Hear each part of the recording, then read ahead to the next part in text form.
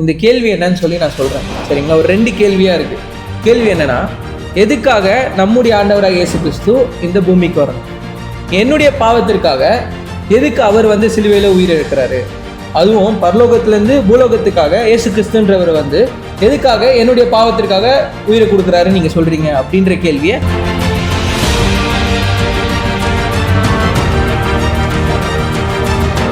அவர் ஏன் இந்த பூமிக்கு வந்தார்ன்றதுக்கு பாருங்க, அவர் ஊழியம் கொள்ளும்படி வராமல் ஊழியம் செய்யவும் அநேகரை மீட்கும் பொருளாக தம்முடைய ஜீவனை கொடுக்கவும் வந்தார்னு சொல்லி நம்ம ஆண்டவராகிய இயேசு கிறிஸ்து பதில சொல்லிட்டார்.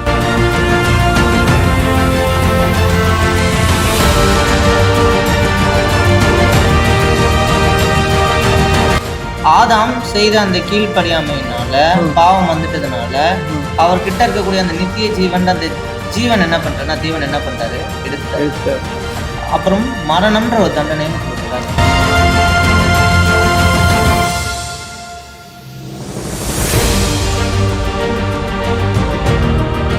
இப்போ ஆதாம் அவர்கள் வந்து தேவன் கிட்ட கெஞ்சி மண்டாடி, தேவனே என்னை மன்னிச்சிருங்க, நான் பாவம் பண்ணிட்டேன் அப்படின்னு சொல்லிட்டு தேவன் கிட்ட அவர் கேட்டுருந்தா தேவன் மன்னிச்சிருப்பாரா? அது நீங்க எப்படி யோசிக்கிறீங்க? தேவனுடைய நீதி வந்து என்ன பண்ணோம் அப்படின்னா திருப்திப்படுத்தினா மட்டும்தான் அன்புன்ற ஒரு கேரக்டர் வந்து வெளியே வரும்.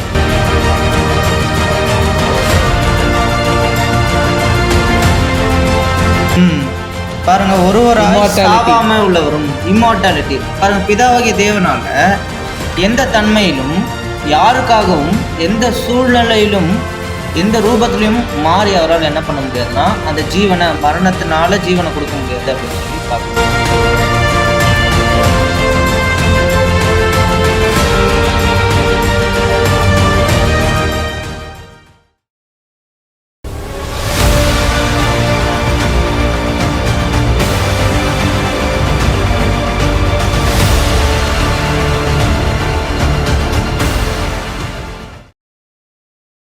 சரி, நீங்களே சொல்லுங்க பிரதர். வேற யார் இருக்காங்க பிதாவாகிய தேவனை தாண்டி போனோம்னா?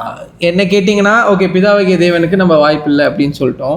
இப்போ நீங்கள் சங்கீதம் எடுத்துக்கிட்டிங்கன்னா 8ஆம் சங்கீதம் 5ஆம் வசனம் படிச்சிங்கன்னு வச்சுக்கோங்களேன், வசனம் ரொம்ப தெளிவாக இருக்கும். ஒரு வாட்டி வசனம் வேணால் படிச்சிடலாம் பாருங்க. சங்கீதம் 8ஆம் சங்கீதம் 5ஆம் வசனம். நீர் அவனை தேவதூதரிலும் சற்று சிறியவனாக்கினீர். பிரதர், இப்போது இதுபடி பார்த்தீங்கன்னா கொஞ்ச நேரத்துக்கு முன்னாடி சொன்னல, அது 100% தேவன் வந்து வர முடியாதுன்ட்டோம். இங்கே வந்து தேவதூதர்கள் வந்து மனுஷனோட மேலே இருக்கிறாங்க. ஏன்னா அவங்களோட சிறியவனாக தான் யார் இருக்காங்கன்னா மனிதர்கள் இருக்காங்கன்னு பார்க்குறோம். அப்போ தேவதூதர்கள் வர்றதுக்கான வாய்ப்பு இருக்குமா?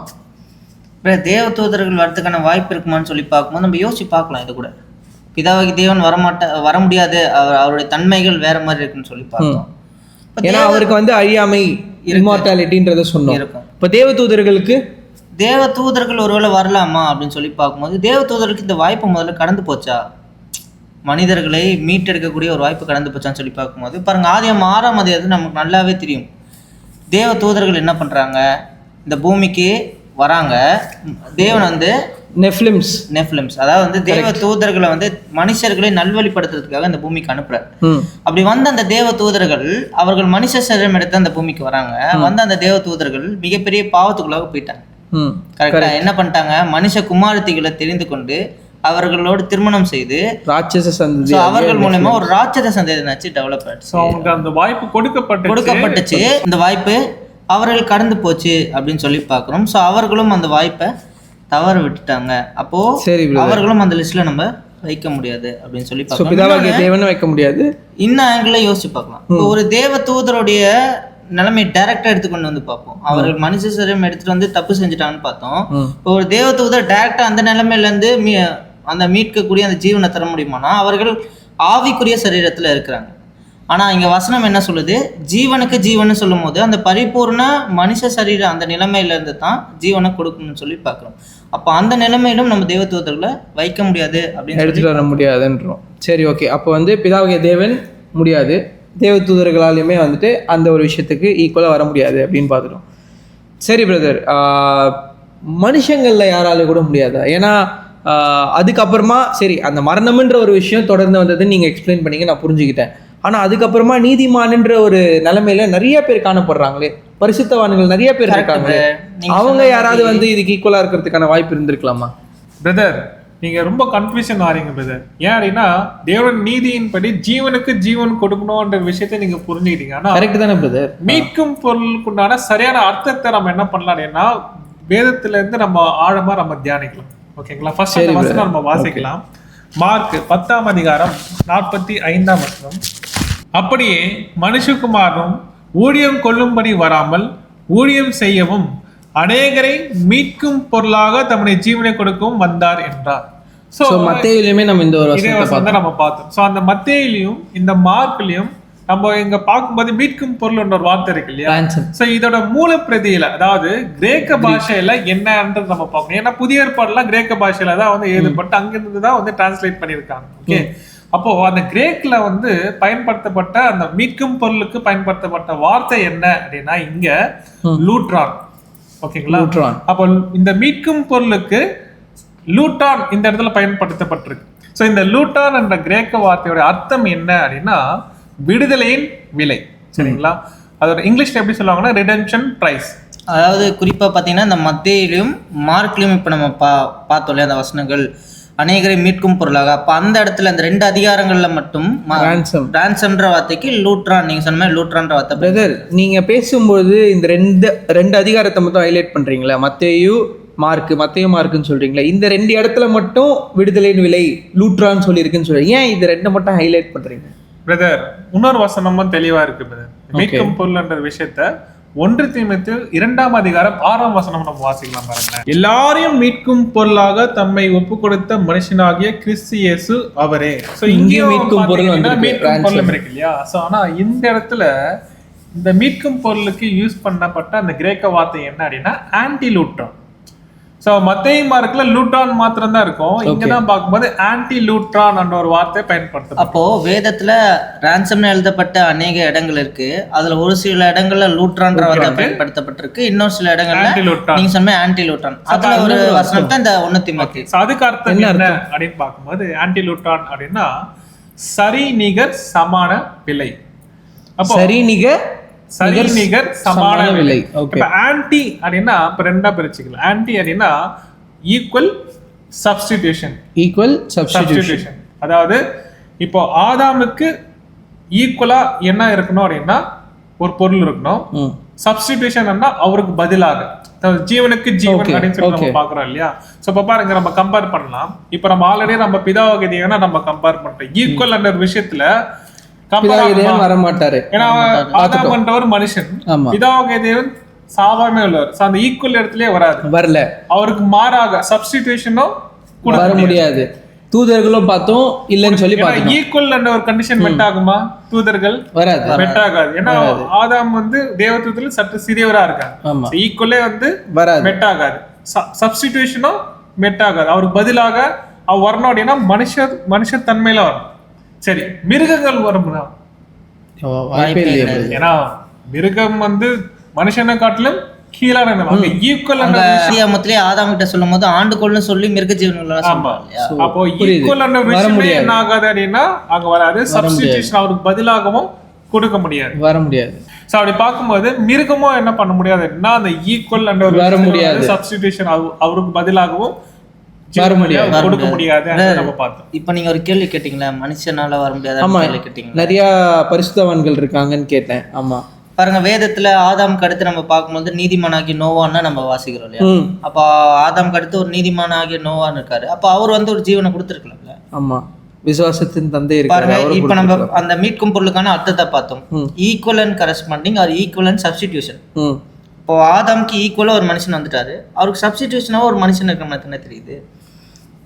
சொல்லும் பொழுது நோவாக்கு வருதா? சரி, அப்ப ட்ரை பண்ணி பார்க்கும்போது ஒரு மனுஷன் இன்னொரு மனுஷனுக்காக அந்த மீட்கும் பொருளை கொடுக்க முடியுமான்னு சொல்லி பார்க்கும்போது அது முடியாதுன்றத வேதம் வசனமே சொல்லுது.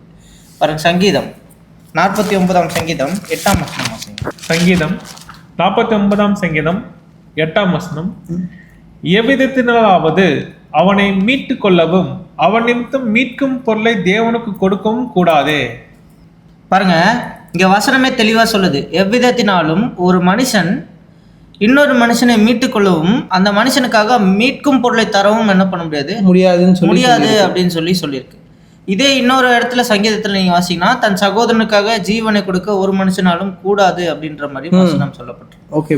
ஸோ அப்படி பார்க்கும் பொழுது பாருங்க, ஆதாம் தவறு செஞ்சிட்டதுனால நம்ம ரோமர்ல வாசம் எல்லாருக்குள்ளும் பாவம் சாபம் அப்படின்ற ஒரு விஷயம் வந்துருச்சு. அப்போ ஆதாமை தொடர்ந்து அவருடைய சந்ததியில பிறக்கக்கூடிய ஒவ்வொரு மனிதரும் பாவத்தினுடைய விளைவுனாலதான் பிறக்கிறார் அப்படின்னு சொல்லி பார்க்கும். ஸோ இப்படி பாவப்பட்ட நிலைமையில இருக்கக்கூடிய ஒரு மனிதன் எப்படி இல்லை, ஆதாம் படைக்கப்படும் போது பூரணமா இருந்தார்ல அந்த நிலையில இல்லை. அப்போ தேவனுடைய நீதி இங்க தான் என்ன பண்ணுதுன்னா, ஒரு மனுஷன் இன்னொரு மனுஷனுக்காக மீட்கும் பொருள் தர முடியாதுன்ற அந்த விஷயத்தை இங்க என்ன பண்ணுதுன்னா நிலைநிறுத்துது அப்படின்னு சொல்லி பார்க்கணும். சரி, அப்போ நம்ம பார்க்கும் பொழுது மனுஷனால இந்த ஜீவனை கொடுக்க முடியாது அப்படின்னு சொல்லி பார்த்துட்டோம், மீட்கும் பொருளையும் கொடுக்க முடியாதுன்னு சொல்லி பார்த்துட்டோம். ஸோ இப்போ நம்ம என்னென்னலாம் பார்த்தோம், இந்த மீட்கும் பொருளை இந்த ஜீவனை கொடுக்கறதுக்கு யார் யாரெல்லாம் பண்ண முடியும்னு சொல்லி பார்க்கும்போது, பிதாவாகிய தேவனால பண்ண முடியுமானா முடியாது வேற. அதை தாண்டி தேவ தூதர்கள் பண்ண முடியாது அப்படின்னு சொல்லி பார்த்தோம். அதனை தாண்டி ஒரு மனுஷனால பண்ண முடியுமா அப்படின்னு சொல்லும்போது முடியாதுன்னு சொல்லி பார்த்தோம். மிருக ஜீவன்களால பண்ண முடியாது அப்படின்னு சொல்லி பார்த்தோம். ஸோ இங்க இப்போ பிதாவாகிய தேவன் என்ன பண்றாருன்னா யோசிக்கிறார், யார் இந்த காரியமாய் போவா, யார் இந்த ஜீவனை, இந்த சரியான ஜீவனை யார் கொடுப்பா, என்னுடைய நீதியை யார் சரியாக நிறைவேற்றி முடிப்பான்னு சொல்லி பார்க்கும்போது, இங்கே தான் நம்ம ஆண்டவராகிய இயேசு கிறிஸ்து என்ன பண்ணுறான்னா பரலோகத்தில் பிதாவாகிய தேவனுடைய சித்தத்தை சரியாக அறிந்து அந்த மைய புள்ளியை தேவனுடைய நீதியை என்ன பண்ணுறாருன்னா சரியாக செய்து முடிக்க என்ன பண்ணுறாரு வரார் அப்படின்னு சொல்லி பார்க்குறோம். பாருங்கள், இதை தான் ஏசாயா 6ஆம் அதிகாரம் 8ஆம் வசனம் வாசிங்க. ஏசாயா 6ஆம் அதிகாரம் 8ஆம் வசனம். பின்பு யாரை நான் அனுப்புவேன், யார் நமது காரியமாய் போவான் என்று உரைக்கிற ஆண்டவருடைய சத்தத்தை கேட்டேன். அதற்கு நான், இதோ அடியேன் இருக்கிறேன், என்னை அனுப்பும் என்றேன். பாருங்க, இப்போ பிதாவாகிய தேவன் யாரை நான் அனுப்புவேன், யார் என்னுடைய சித்தமாய் போவா, என்னுடைய காரியமாய் போவான்னு சொல்லி பார்க்கும்போது நம்ம ஆண்டவராகிய இயேசு கிறிஸ்து சொல்றானா, இதோ அடியேன் இருக்கேன், என்னை அனுப்பும். இதே எபிரேயர்லாம் நம்ம வாசிச்சோம்னா இன்னும் தெளிவா இருக்கும். புஸ்தக சுருளில் என்னை குறித்து எழுதப்பட்டிருக்கு, எனக்காக ஒரு சரீரத்தை நீங்க என்ன பண்ணிருக்கீங்கன்னா ஆயத்தம் பண்ணிருக்கீங்க, இதோ நான் வருகிறேன் அப்படின்னு சொல்லி இயேசு கிறிஸ்து எல்லாவற்றையும் தீர்மானமாய் அவர் யோசித்து திட்டமிட்டு தான் என்ன பண்றாருன்னா இந்த நீதியை நிறைவேற்ற வரான்னு சொல்லி பார்க்கணும். ஸோ இப்படி வரும்பொழுது இவர் எப்படி பிறக்கிறாரு, ஒரு மனுஷனா பிறக்கிறார். ஏன்னு சொல்லி பார்க்கும் பொழுது, பிள்ளைகள் மாம்சத்தையும் ரத்தத்தையும் உடையவராக இருக்க அவரும் மாம்சத்தையும் ரத்தத்தையும் உடையவராக இருக்கான்னு சொல்லிட்டு வசனம் நமக்கு சொல்லுது. அப்போ பிள்ளைகள் அப்படின்னு சொல்லும் போது ஆதாமினுடைய சந்ததியில் வந்து இந்த பிள்ளைகள்.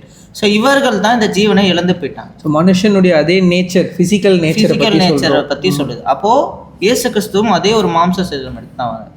பாருங்க, இப்போ நம்ம கொஞ்ச நேரத்துக்கு முன்னாடி என்ன யோசிச்சோன்னா, ஒரு மனுஷன் இன்னொரு மனுஷனுக்காக மீட்கும் பொருளை தர முடியாதுன்னு முடியாது. இப்போ இயேசு கிறிஸ்துவும் இதே மனுஷ சரீரத்தில் தான் வராது. அப்போ எப்படி இயேசு கிறிஸ்துவால மட்டும் இந்த ஜீவனை கொடுக்க முடியும்? ஏன்னா அவர் அந்த ஜெனட்டிக் இதில் வரல. இங்கே தான் கரெக்டாக சொன்னீங்க. இப்போ இங்கே தான் இயேசு கிறிஸ்து ஆதாமினுடைய அந்த வித்தின் மூலமாக வரல. அவர் எப்படி பிறந்தார் பாருங்க, அதுதான் நம்ம வாசிக்கிறோம் பாருங்க. லூக்கால நம்ம வாசிக்கலாம் பாருங்க. லூக்கா 1ஆம் அதிகாரம் 35ஆம் வசனம் வாசிங்க. லூக்கா 1ஆம் அதிகாரம் 35ஆம் வசனம். தேவதூதன் அவளுக்கு பிரதியுத்தரமாக, பரிசுத்த ஆவி உன்மேல் வரும், உன்னதமானவருடைய பலம் உன்மேல் நிழலிடும், ஆதலால் உன்னிடத்தில் பிறக்கும் பரிசுத்தம் உள்ளது தேவனுடைய குமாரன் என்னப்படும். அப்போ ஆண்டவராகிய இயேசு கிறிஸ்து ஆதாமினுடைய ஒரு தகப்பன் மூலயமா, தகப்பனுடைய ஜீவன் மூலயமா, ஆதாமுடைய விழுந்து போன அந்த சரீரத்திலிருந்து வந்து ஒரு தகப்பனுடைய ஜீவன் மூலயமா அவர் வரல. அவர் பரிசுத்த ஆவியினுடைய அந்த வல்லமையினால என்ன பண்ணப்பட்டார், பிறப்பிக்கப்பட்டார்னு சொல்லி பார்க்கணும். அப்போ இவர் பிறக்கும் பொழுது இவர் இப்ப எப்படி இருப்பாரு, ஒரு பூரணமான மனிதனா இருப்பார் அப்படின்னு சொல்லி பார்க்கணும். ஏன்னா இவர் அந்த வழக்கம் போல அந்த ஆதாமினுடைய சந்ததி ஜெனரேஷன்ல வரக்கூடிய ஒரு பிள்ளையா இல்லை அப்படின்னு சொல்லி பார்க்கணும். ஸோ பூரணத்துக்கு பூரணன்றது சரியாயிருச்சு. பிசிக்கல் நேச்சருக்கு பிசிக்கல் நேச்சரும் ஈக்குவல் மேட்ச் ஆகுது. ஈக்குவல் மனுஷன் பூர்ண மனுஷனுக்கு பூர்ணமான மனுஷன் இயேசு சப்ஸ்டிடியூஷன். ஸோ ஆதாமுக்கு பதிலாக இப்ப யார் இருக்கா, நம்ம ஆண்டவராக இயேசு கிறிஸ்து. இதுதான் ஆன்டிக்கு உடான விளக்கம். சரிங்களா? பாருங்க, இங்க இன்னொரு விஷயத்தையும் நம்ம மறந்துடக்கூடாது. இயேசு கிறிஸ்து இந்த ரூபத்தை, இந்த தன்மையை எடுத்து வராரு. அவர் எந்த நிலைமையெல்லாம் விட்டு வராரு, எவ்வளவு மேன்மையான நிலைமைகள்லாம் விட்டு வரான்றதை இங்க நம்ம யோசிக்கணும். கண்டிப்பா இயேசு கிறிஸ்துவ பத்தி எப்படி சொல்லியிருக்கு, பரலோகத்தில் உள்ளவைகளும் பூலோகத்தில் உள்ளவைகளும் காணப்படுகிறவைகளும் காணப்படாதவைகளும் சகலமும் அவர் மூலமாயும் அவருக்கெண்டும் ஒன்றாயிருக்கு அப்படின்னு சொல்லி பார்க்கணும். இப்போ வானத்துல நம்ம பார்க்குற கோடான கூடிய நட்சத்திரங்கள் எல்லாமே அவர் மூலமா தான் உண்டு, அவர் தான் படைச்சிருக்கான்னு சொல்லி பார்க்கும்போது கரெக்ட். இப்படிப்பட்ட மேலான நிலைமையிலிருந்தும் நம்ம பார்த்தோம் இல்லையா, தேவ தூதரை விட சற்றே சிறியதா இருக்கக்கூடிய இந்த மனுஷ நிலைமைக்கு என்ன பண்றாரு, வராரு, இறங்கி வரார் அப்படின்னு சொல்லி பார்க்குறோம். இப்போ எல்லா மேன்மைகளையும் விட்டு இறங்கி பிள்ளைகள் நாமளாம் தரித்திரராக இருக்கிறதுனால அவர் இறங்கி வந்திருக்கார் அப்படின்னு சொல்லி பார்க்கணும். இதை மறந்துடக்கூடாது அப்படின்றதுனால சொல்லுவோம். ஸோ அப்படி நம்ம பார்க்கும் பொழுது இயேசு கிறிஸ்து இங்கே பூரணமாக அந்த ஜீவனை கொடுத்து முடிச்சார். எப்படி ஆதாம் கீழ்ப்படியாமையினால அந்த ஜீவனை இழந்து போனாரோ, இயேசு கிறிஸ்து பூரணமான கீழ்ப்படிதல்னால அந்த ஜீவனை திருப்பி கொடுத்துட்டார் அப்படின்னு சொல்லி பார்க்குறோம். ரொம்பவே தெளிவாக புரிஞ்சது பிரதர். ஃபஸ்ட்டு கேள்வியாக நான் எதை கேட்டிருந்தேன்னா, இயேசு கிறிஸ்து எதுக்காக வந்தார் அப்படின்னு சொல்லி கேட்டிருந்தேன். அதுக்கு தான் நம்ம வந்து மீட்கும் பொருள்ன்ற ஒரு விஷயம் பார்த்தோம். இந்த மீட்கும் பொருள்ன்றது உருவானதுக்கான மேஜர் காரணம் ஆதாம், அந்த பாவன்றது எனக்கு புரிஞ்சிருச்சு. இதுடைய அர்த்தம் என்ன நீங்கள் சொல்லும்போது லூட்ரான் ஆன்டி லூட்ரான்றதை வச்சு பிரதர் இப்போ ரொம்ப அழகாக சொல்லிட்டாரு. ஏன் இயேசு கிறிஸ்துவால் மட்டும்தான் இந்த ஒரு விஷயத்திற்கு ஒரு மீட்கும் பொருளாக வர முடியும் அப்படின்றதையும் நம்மளால் தெளிவாக இதுலேருந்து புரிஞ்சிக்க முடியுது.